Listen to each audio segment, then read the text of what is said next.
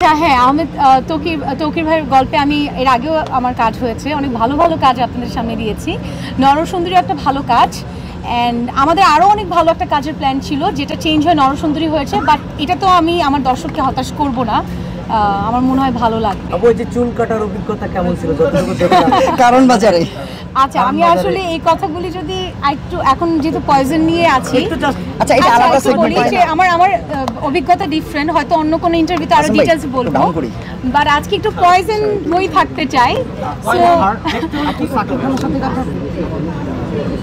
Poison দেখতে হলে কি করতে হবে? আচ্ছা আচ্ছা, one of the main important thing, হ্যাঁ please carry on. One of the important thing হচ্ছে আজকে আমাদের হাউস ফুল হয়ে গেছে।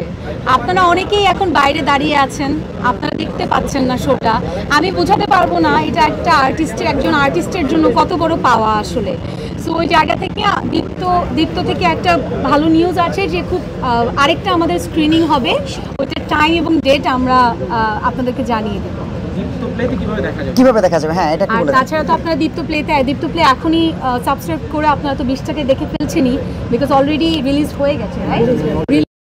সো আপনারা চাইলে, যারা অবশ্যই চাই, সবচেয়ে বড় কথা আমি জানি আমার সাংবাদিক যে ভাইরা আছে তারাও অনেক বেশি করে চায় যে আমি সিনেমা করি, অ্যান্ড আপনারা যে আপনাদের উদ্দেশ্যে কথা বলতে চাই একটু, যে thank you so much.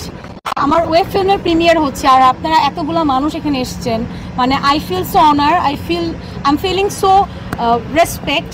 So ওই জায়গা থেকে thank you so much. And আপনারা যেটা চান, আমার দর্শক যেটা চায় অ্যাবাউট সিনেমা, সেটা ইনশাআল্লাহ ভেরি ভেরি সুন আমি আপনাদের সামনে প্রেজেন্ট করতে পারবো। আপনার যারা কো-আর্টিস্ট ছিল দে আর ভেরি সাপোর্টিভ, মানে আমার কাছে মনে হয়েছে তানভীর, সেন্টু, সোহাগ ভাই, আরও যারা সবাই ছিল, তারা এত সুন্দর করে আমরা কাজটা করেছি। মানে এমন হতো যে পুরো টিমের একজনের প্রায়োরিটি মানে একজনের এফোর্ট 100% আর আরেকজনের এফোর্ট 80%, তা ছিল না, সবার 110% এফোর্ট ছিল। So that is the main thing আমার এই পয়জনের টিমের।